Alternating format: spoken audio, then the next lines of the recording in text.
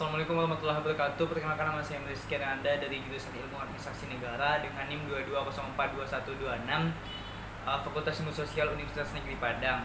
Di sini saya akan membuat tugas video untuk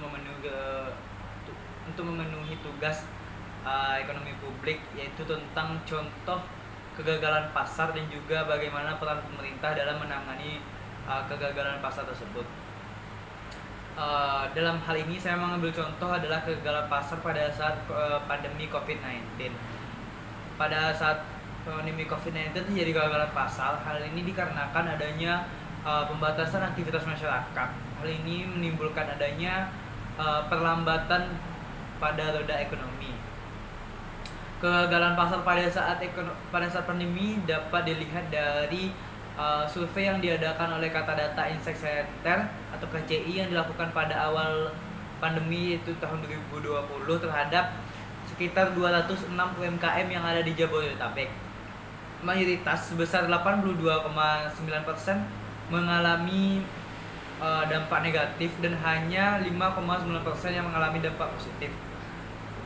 Kondisi pandemi saat ini juga menyebabkan sekitar 63,9%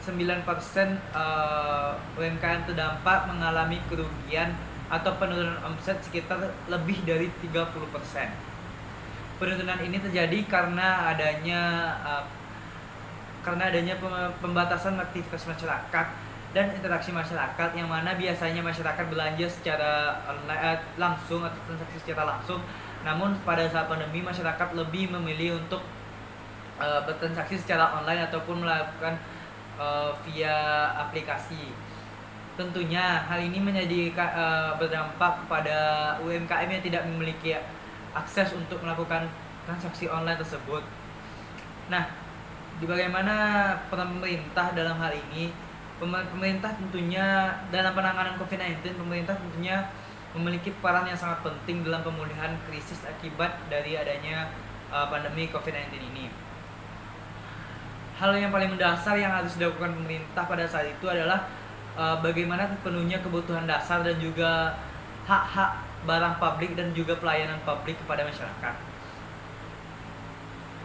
Nah,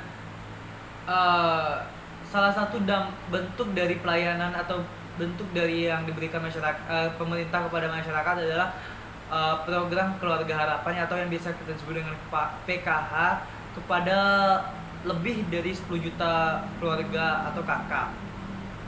Nah, salah satu bentuknya adalah yang pertama, yaitu pemberian subsidi atau pembebasan biaya listrik kepada masyarakat.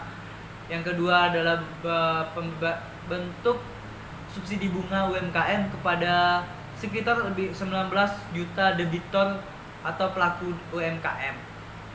Nah, selain dalam sisi pemberian subsidi atau pemberian bantuan PKH, pemerintah juga tentunya memiliki peran penting lainnya dalam pemulihan kesehatan yang akan berdampak pada kembalinya atau terpulihnya kembali roda perekonomian negara ini.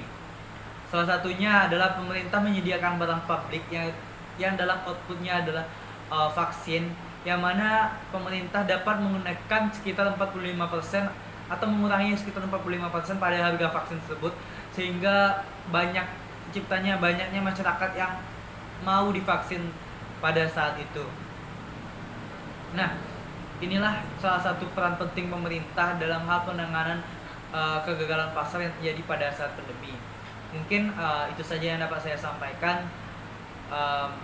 Mohon maaf apabila banyak kesalahan yang saya lakukan. Terima kasih. Wassalamualaikum warahmatullahi wabarakatuh.